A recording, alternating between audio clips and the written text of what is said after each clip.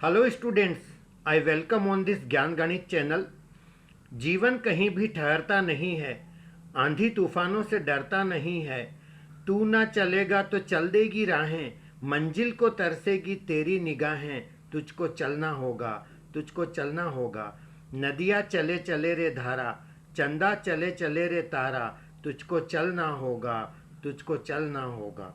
कितने beautiful words हैं इस सॉन्ग के। जब हमें चलना होता है, बात टाइम की आ जाती है, कब चलना है। बात स्पीड की आ जाती है, किस रफ्तार से चलना है। बात मंजिलों की आ जाती है, हमारी मंजिल क्या है। स्टूडेंट्स, आज का हमारा चैप्टर है टाइम, स्पीड एंड डिस्टेंस। ये तीनों का बहुत गहरा रिश्ता होता है, तीनों का बहुत गहरा कनेक्शन जो होता है वो आज हम सीखेंगे कि इनमें क्या कनेक्शन होता है। सबसे पहले मैं बात करूंगा स्टूडेंट्स स्पीड की। बहुत इंपॉर्टेंट टर्म इन तीनों में बहुत मायने रखता है। इसके यूनिट की हम बात करेंगे, और जब हम स्पीड के यूनिट की जब हम बात करते हैं तो दो यूनिट बहुत बहुत बहुत पॉपुलर होते हैं, और उनमें से पहला होता है किलोमीटर पर आवर और दूसरा होता है हमारा मीटर पर सेकंड। तो इन दोनों के अंदर अपन कनेक्शन को समझने का ट्राई करेंगे कि इन दोनों में क्या कनेक्शन होता है। यदि मैं आपको बोलता हूं 1 किलोमीटर पर आवर, तो इसका मतलब ये हुआ कि 1 घंटे के अंदर कोई ऑब्जेक्ट 1 किलोमीटर चल रहा है। इसका और डिटेल में हम समझें तो यानी कि 60 मिनट के अंदर कोई बंदा 1000 मीटर चल रहा है, क्योंकि 1 किलोमीटर 1000 मीटर के इक्वल होता है।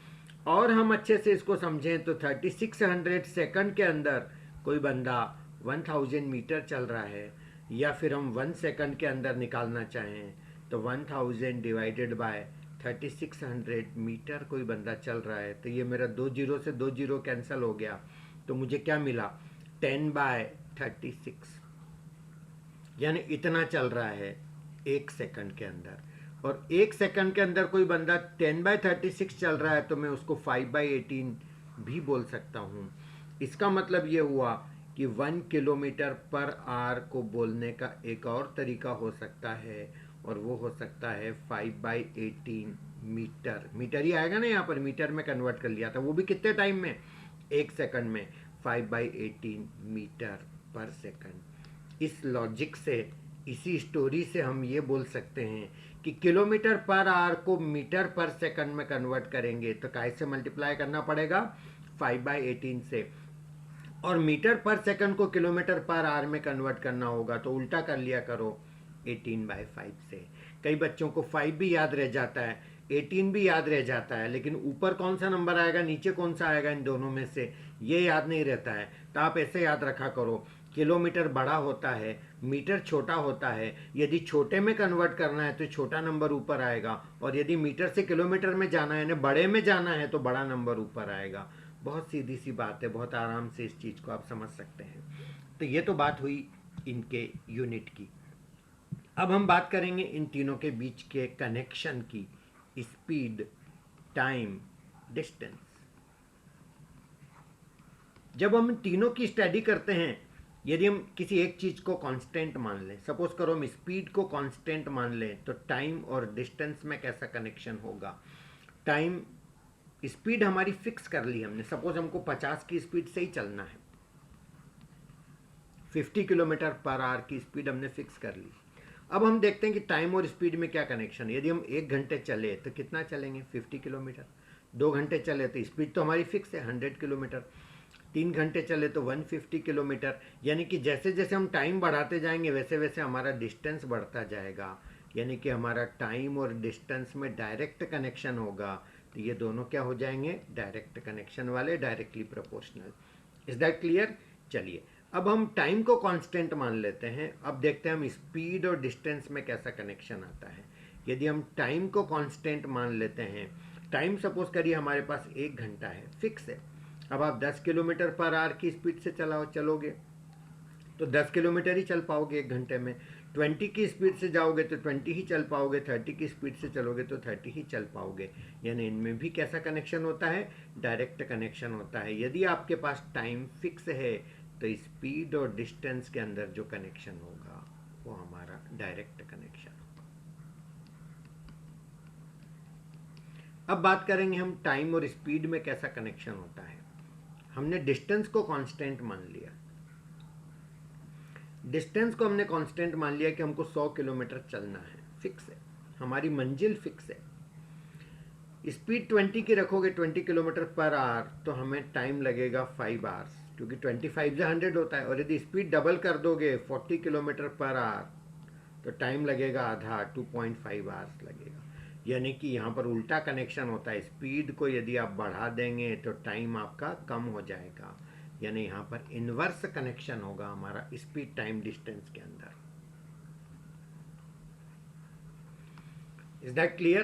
तो ये हमारा डायरेक्ट कनेक्शन, इनवर्स कनेक्शन, इस तरह के कनेक्शंस इसके अंदर, तीनों के अंदर हमने देखे हैं। अब इसके बाद देखिएगा हम लोग क्या करते हैं, इसके बाद हम सीखते हैं कुछ और फंडे टाइम स्पीड डिस्टेंस से रिलेटेड। सबसे पहले हम बात करेंगे रिलेटिव स्पीड की।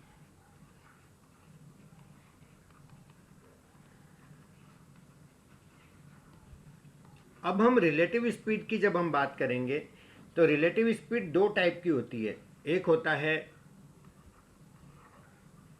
Relative speed in same direction,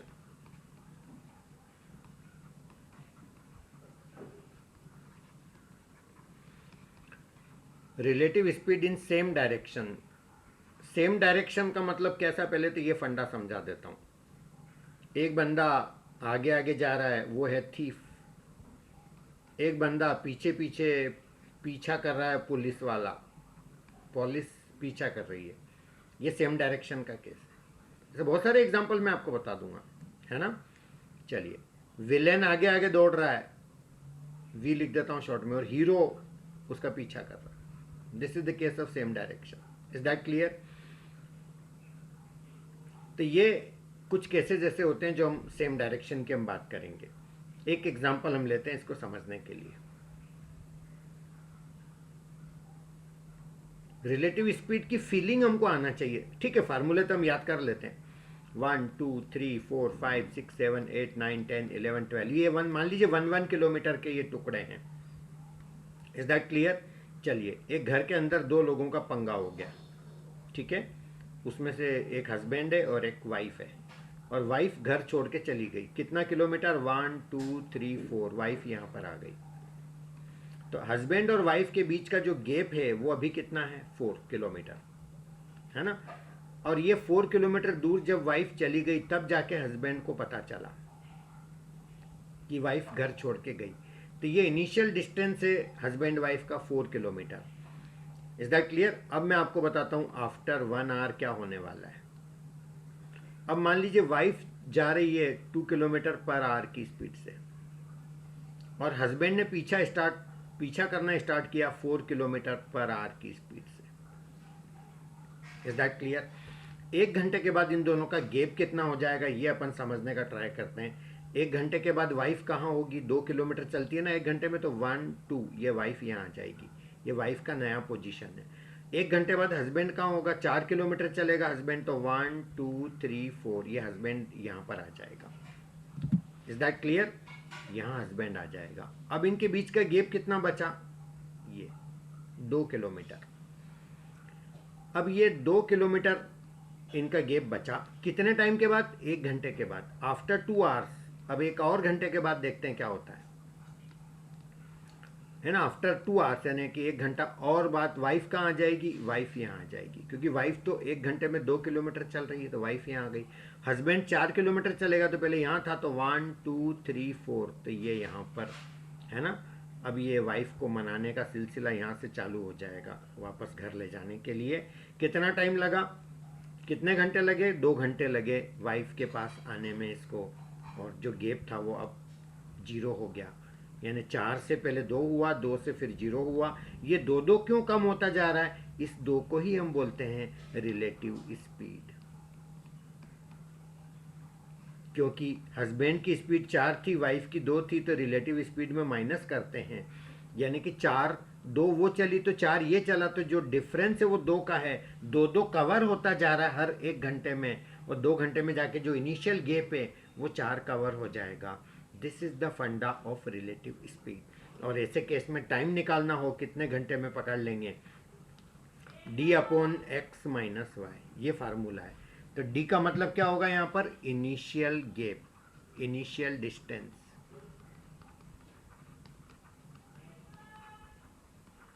x का मतलब स्पीड ऑफ पर्सन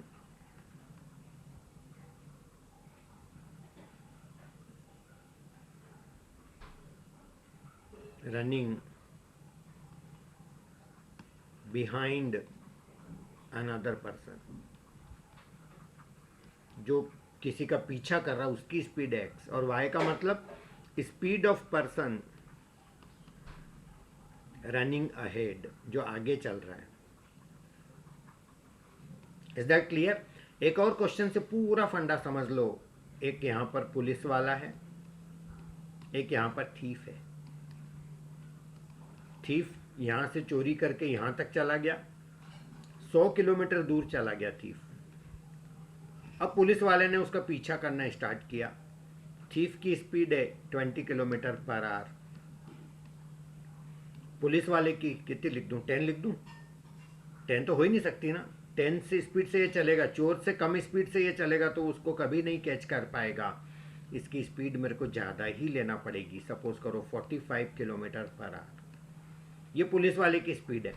तो कितना टाइम लगेगा इस थीफ को कैच करने में? तो आंसर निकालने के लिए ज़्यादा लोड नहीं लेने का, formula D upon X minus Y. Distance कितना है 100, एक्स कितना 45 माइनस 20, तो 100 डिवाइडेड बाई 25, कितना टाइम हो गया, 4 आवर्स में कैच कर लेगा। That is my answer.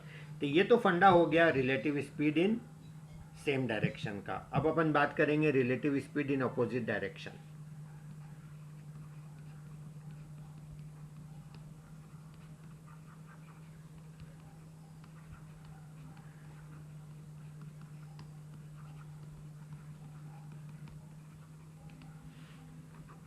Relative speed in opposite direction. अब अपोजिट डायरेक्शन में रिलेटिव स्पीड हम कैसे निकालेंगे उस फंडे को भी समझ लीजिए। सपोज करिए एक बंदा यहाँ है और एक बंदी यहाँ है। ये पर्सन इधर जा रहा है, ये पर्सन इधर आ रहा है। अब फिर मैं समझाता हूँ आपको कि यहाँ पर फंडा कैसे यूज करेंगे। 1 2 3 4 5 6 7 8 9 और 10। 1 2 3 4 5 6 7 8 9 10 किलोमीटर मान लो ये डिस्टेंस है दो के बीच का। Is that clear? अब समझ लीजिए यहां पर है लैला और यहां पर है मजनू, और इन दोनों के बीच का जो गैप है वो है 10 किलोमीटर। Is that clear? अब यहाँ पर चोर पुलिस वाला एग्जाम्पल नहीं है, उल्टा एग्जाम्पल है। लैला मजनू की तरफ आ रही है, मजनू लैला की तरफ आ रहा है। लैला की स्पीड है 2 किलोमीटर पर आवर। मजनू की थोड़ी ज़्यादा ले लें, है ना, मजनुओं की स्पीड ज़्यादा ही रहती है, 3 किलोमीटर पर आवर। अब आफ्टर 1 आवर, आफ्टर 1 आवर, 1 घंटे के बाद इनके बीच का गैप कितना होगा? इनिशियल गैप तो 10 है। अब 1 घंटे के बाद लैला कहाँ होगी? 2 किलोमीटर चलती है तो ये लैला यहाँ आ जाएगी। मजनू 1 2 3 यहाँ आ जाएगा मजनू। अब इनका गैप कितना बचा? 1 2 3 4 5 बचा। इनिशियल गैप कितना था? 10, ये लिख रखा मैंने। तो 10 के बाद 5, फिर आफ्टर 2 आवर्स, 2 घंटे के बाद लैला कहाँ आ जाएगी? यहाँ पर, और मजनू 1 2 3 यहाँ पर इनकी मुलाकात हो जाएगी। तो आफ्टर 2 आवर इनके बीच का गैप कितना हो जाएगा? 0। तो जो हमारा इनिशियल गैप था वो कितना था? 10। उसके 1 घंटे बाद कितना हो गया? 5। फिर एक और घंटे बाद कितना हो गया? 0। कितना कितना कम हो रहा है? 5 कम हो रहा है गैप। क्यों? क्योंकि इन दोनों का सम 5 है। 2 कदम ये 2 किलोमीटर ये चलती है तो 3 किलोमीटर ये चलता है, तो दोनों मिल करके कितना कवर करते हैं? 5। तो relative speed in same direction का फंडा ये होता है, opposite direction, sorry, relative speed in opposite direction.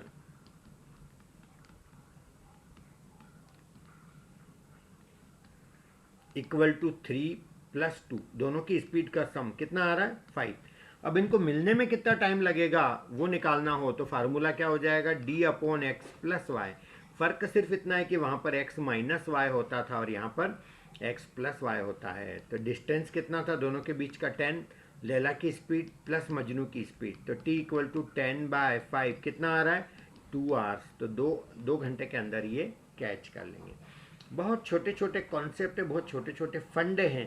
Question को थोड़ा सा घुमा के दे देते हैं कई बार एग्जाम में तो परेशानी खड़ी हो जाती है, बट ऐसी कोई प्रॉब्लम नहीं है। थोड़ा सा वर्क कर लें, इसके ऊपर प्रैक्टिस कर लें, चीज़ें आसान हो जाती है गाइस। एक एग्जांपल से मैं आपको बताता हूँ कि एग्जाम में कितना थोड़ा सा चेंज कैसे कर देते हैं।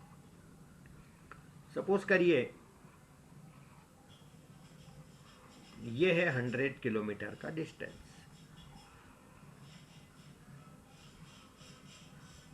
Is that clear? लैला और मजनू ने मीटिंग का तय किया था, डिसाइड किया मिलने का। तो मॉर्निंग के अंदर Laila got up 7 AM, started going towards this side, but Majnu got up 8 AM। Majnu की नींद 8 बजे खुली, लैला की नींद 7 बजे खुल गई, उसने चलना स्टार्ट कर दिया इधर। मजनू कब चलना स्टार्ट करेगा 8 बजे चलना स्टार्ट करेगा। Is that clear? अब इन दोनों की मैं स्पीड बता देता हूँ। इसकी स्पीड है 20 km/h। Is that clear? और इसकी स्पीड है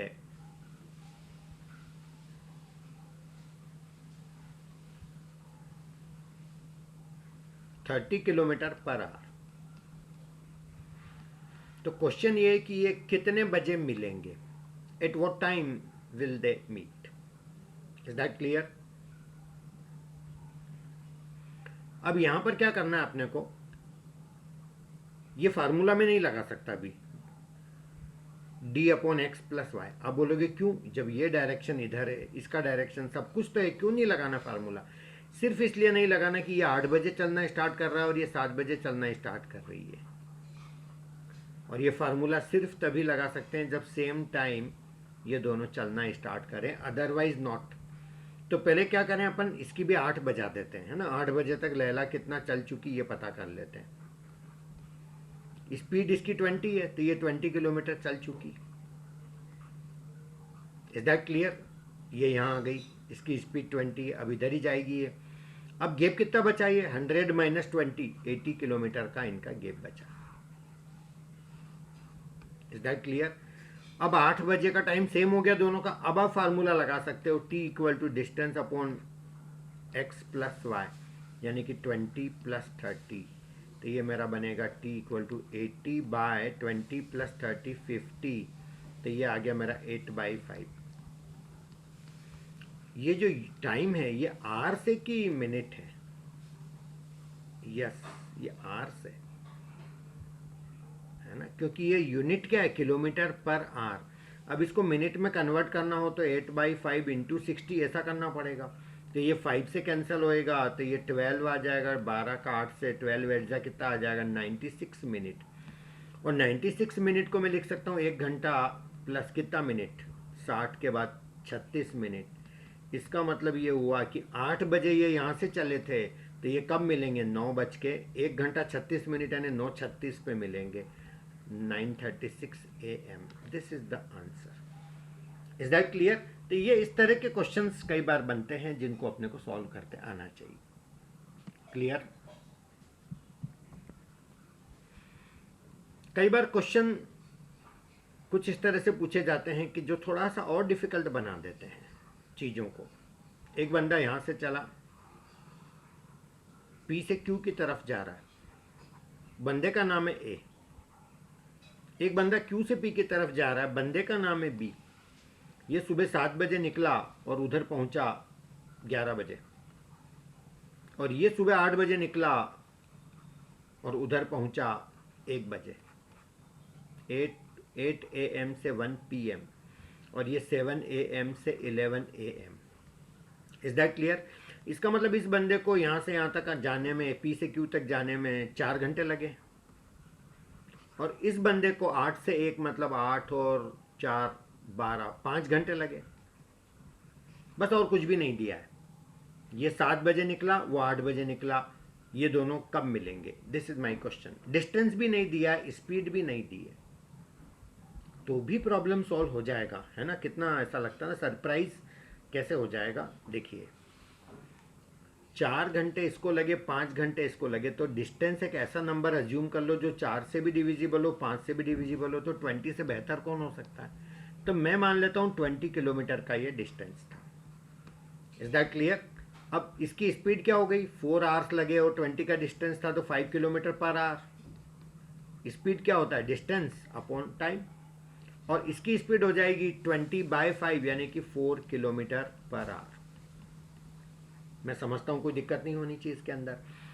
अब ये बंदा सुबह 8 बजे निकला, ये 7 बजे निकला, तो पहले इसकी भी 8 बजा दो, तो ये इसको 8 AM करके, और ये डिस्टेंस कितना, इसकी स्पीड है 5 किलोमीटर पर आवर, तो ये 5 चल चुका। Is that clear. अब इनके बीच का गैप बचा ही कितना, 15 किलोमीटर। इसकी भी 8 बजा दी हमने, जिसकी स्पीड कितनी है 5 किलोमीटर पर आवर, और ये बंदा 4 की स्पीड से इधर आ रहा है, 5 की स्पीड से इधर आ रहा है। अब टाइम सेम हो गया तो फार्मूला लगा सकते हैं, T=D/x + y, तो ये आ जाएगा T=D, यानी डिस्टेंस कितना है 15/x + y, तो 5 + 4 15/9। Is that clear. चलिए ये आर है कि मिनट है, आर है, तो काय में कन्वर्ट करना है, मिनट में, तो काय से मल्टीप्लाई करूँ मैं 60 से। तो अब देखो ये 3 3 ज़ा 9, 3 5 ज़ा 3 से कैंसिल होगा 20, 25 ज़ा कितने मिनट आ रहा है, 100 मिनट आ रहा है। 100 मिनट का मतलब 1 घंटा 40 मिनट, ऐसा बोल सकता हूँ।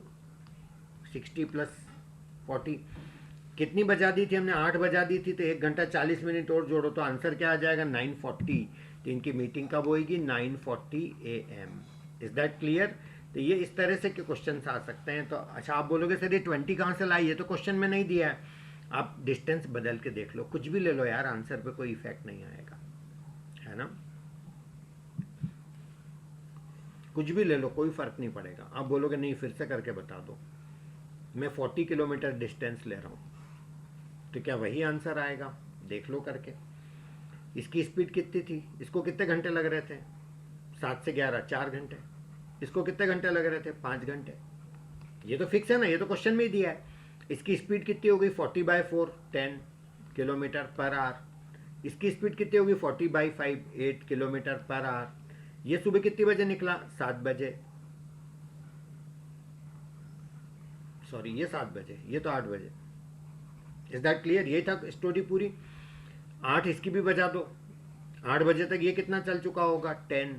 अब गैप बचा कितना होएगा 30 किलोमीटर। इसकी स्पीड कितनी थी 10 किलोमीटर पर आवर। 10 की स्पीड से ये इधर और 8 की स्पीड से ये इधर, तो अब आप फार्मूला लगाओ तो D/x + y। डिस्टेंस कितना है 40 नहीं अब तो 30 बचा, x + y यानी कि 10 + 8 कितना आ रहा 30/18 यानी कि 15/9। ये वही नंबर आ गया, देखो आप, ये जो आया था अपना 15/9। Is that clear. तो 15/9 के बाद हम इसको सिंप्लीफाई कर लेंगे, तो इसको कैसे मल्टीप्लाई करेंगे, मिनट में कन्वर्ट करने के लिए, मिनट में कन्वर्ट करने के लिए इसको अपन मल्टीप्लाई करेंगे 60 से, excuse me sorry. Is that clear. तो यहाँ पर ये हो जाएगा हमारा 60 से मल्टीप्लाई करेंगे तो वापस वही आ जाएगा हमारा 1 आवर 40 मिनट, तो यानी कि 9:40 पे इनकी मीटिंग होगी। तो गाइज कोई फ़र्क नहीं पड़ता, आप कोई भी नंबर ले लें distance, you will get the answer. बस ऐसा कंफर्टेबल नंबर लेना जो डिवाइड हो जाए फ्रैक्शन में, विद रिजल्ट आएंगे, टाइम ज़्यादा वेस्ट होगा। अब मैं आपको कुछ फार्मूले और बताने के बाद इस सेशन को वाइंड अप करूँगा। सपोज करिए ये एक पोल है, बहुत छोटे छोटे सिंपल कॉन्सेप्ट मैं आपको बता रहा हूँ। ये एक पोल है यानी कि पॉइंट ऑब्जेक्ट है, और एक ट्रेन इधर से आ रही है जिसका लेंथ है L, स्पीड x, कितने टाइम में इसको क्रॉस करके निकल जाएगी, बस टाइम का formula, length of train divided by speed of train. Train यहाँ से जैसे ही निकलना स्टार्ट होगी, पोल को क्रॉस करके निकलना है तो टाइमर स्टार्ट, और जैसे ही इसका गार्ड वाला डिब्बा यहाँ से जस्ट निकल चुका होगा द टाइम विल फिनिश, यानी अल्टीमेटली ट्रेन को कितना चलना है, खुद का लेंथ चलना है डिवाइडेड बाय x यानी कि खुद की स्पीड। तो ये तो था हमारा पहला वाला फंडा। दूसरा वाला फंडा याद रखिएगा, ये एक ट्रेन है हमारी, इसका लेंथ है L, स्पीड है x, और ये एक प्लेटफॉर्म है, या ब्रिज है या टनल, कुछ भी हो, इसका लेंथ है m, इसको कितनी देर में क्रॉस करके निकल जाएगी? तो ultimately time equal to distance upon speed होता है। तो ट्रेन को कितना चलना है? पहले तो ट्रेन यहाँ से यहाँ आएगी, तो यहाँ इसका इंजन आया, तो हम ऐसा नहीं बोल सकते ट्रेन गई, प्लेटफॉर्म पे खड़ी है अभी तो। फिर इसको कितना चलना पड़ेगा? खुद की डिस्टेंस जितना चलना पड़ेगा, यानी ट्रेन को एक तो ये m लेंथ चलना है और एक खुद की डिस्टेंस चलना है l लेंथ, तब जाके इसका गार्ड का डिब्बा जैसे ही यहाँ आएगा हम बोलेंगे ट्रेन गई। यानी ट्रेन को टोटल कितना चलना है? l प्लस m, खुद की लेंथ प्लस प्लेटफॉर्म की लेंथ। टाइम कितना लगेगा? Divided by speed of train. Is that clear? So t equal to l plus m divided by x, ये फार्मूला लगेगा। तो ऐसे छोटे छोटे कॉन्सेप्ट आपको याद रखना और इन पे कौन सा फार्मूला लगेगा ये याद रखना। अगला एग्जाम्पल, एक ट्रेन है, स्पीड है, लेंथ है l, स्पीड है x, और एक ट्रेन आगे आगे जा रही है, लेंथ है m, स्पीड है y। कई बार ऐसा होता है कि दो पास पास ट्रैक पे ये ट्रेन जैसे ओवरटेक करके निकल जाती है, ओवरटेक वाला केस है, मतलब सेम डायरेक्शन में जा रही है ना। तो कितना टाइम लगेगा इसको निकलने में? तो l plus m divided by x minus Y, क्योंकि ये सेम डायरेक्शन है तो बीच में माइनस आ जाएगा, चलना दोनों का डिस्टेंस के बराबर है। Is that clear? और एक सिचुएशन ऐसी होती है जहां पर एक ट्रेन जा रही है इधर, एक ट्रेन आ रही है सामने से, इसका लेंथ है l, स्पीड है x, इसका लेंथ है m, स्पीड है y। तो टाइम इक्वल टू हो जाएगा l plus m divided by speed का सम, क्योंकि इनका डायरेक्शन क्या है? अपोजिट डायरेक्शन है, और अपोजिट डायरेक्शन में स्पीड का सम से डिवाइड करेंगे। Is that clear? और जब ये डिनोमिनेटर ज़्यादा होता है तब ये वैल्यू कम आती है। आपने इस चीज़ को फील भी किया होगा, जब आप किसी ट्रेन में यूं जा रहे होते हैं और एक ट्रेन सामने से ऐसे क्रॉस करके निकल जाती है, तो विद इन सेकंड्स, यानी बहुत कम टाइम लगता है, आपको लगता है यार कितना फास्ट चल रही दोनों ट्रेन, क्योंकि दोनों की रिलेटिव स्पीड जो हमारी प्लस करने पे हो जाती है। तो t equal to L plus M divided by X plus Y. और एक फंडा देखिएगा, एक ट्रेन जा रही है इधर, लेंथ है l, स्पीड है x, और एक बाइक वाला जा रहा है, एक पॉइंट ऑब्जेक्ट जा रहा है, किधर? उस डायरेक्शन में ही, इसकी स्पीड है y। अब बताओ कितने टाइम में इसको क्रॉस करके ट्रेन निकल जाएगी? द आंसर इज, लेंथ किसका लेंगे? ट्रेन का। बाइक वाला तो पॉइंट ऑब्जेक्ट है, इसका कोई लेंथ नहीं मानेंगे, तो l divided by x minus Y लेंगे। क्यों? क्योंकि डायरेक्शन सेम है। अब एक अपोजिट डायरेक्शन का केस ले लेते हैं, जिसमें ट्रेन जा रही है इधर, लेंथ है l, स्पीड है x, और एक बाइक वाला सामने से आ रहा है, तो कितनी देर में इसको क्रॉस करके ट्रेन निकल जाएगी? Once again the time is l upon x plus Y, क्योंकि अब की बार इस बाइक वाले की स्पीड y है जो सामने से आ रहा है। तो ये कौन सा केस है? अपोजिट डायरेक्शन वाला केस है। तो जब भी अपोजिट डायरेक्शन होगी तो यहाँ पर प्लस आएगा, और जब भी सेम डायरेक्शन होगी तो यहाँ पर क्या आएगा? माइनस आएगा। Is that clear students? तो ये आज मैंने आपको टाइम, स्पीड, डिस्टेंस का बेसिक फंडे सारे बता दिए। अब हम नेक्स्ट सेशन में क्वेश्चंस सॉल्व करेंगे इसके। चलिए, thank you so much, have a nice day guys.